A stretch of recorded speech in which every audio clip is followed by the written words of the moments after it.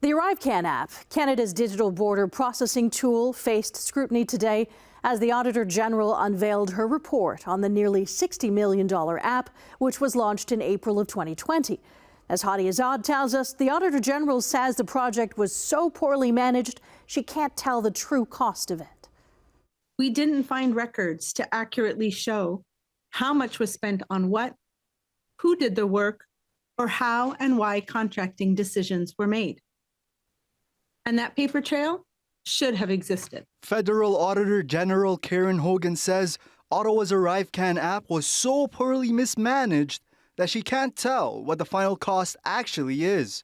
Hogan estimates the app cost taxpayers about $59.5 million, up from the initial $2.35 million estimate in 2020.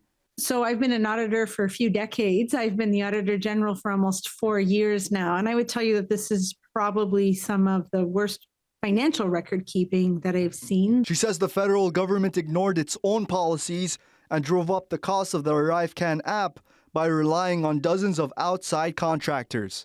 And CBSA officials have expressed concerns that $12.2 million of the $59.5 million estimate could be unrelated to ArriveCan. And after 8 years of Justin Trudeau, while you can't pay your bills, where you can't afford a home, he's taken $60 million of your tax dollars and given it to a corrupt app, ArriveCan. Conservative leader Pierre Poilievre was quick to speak to reporters after the report was delivered. He says the app went 750 times over budget.